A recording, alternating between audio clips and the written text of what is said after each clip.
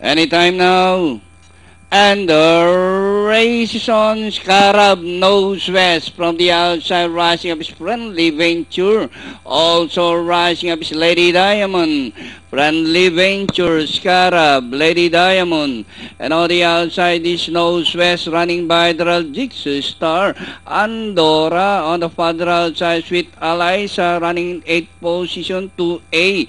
In this one is Douglas' favorite, Scud Missile, is racing by the Awesome Ashley and Reading Machine, while Engedi is running at the tail of the field.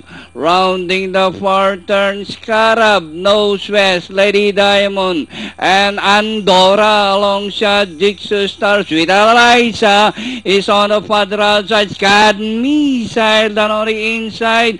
Nose west, now the leader. Lady Diamond down on the inside. Jigsaw Star, Scud Missile as they race the last 250.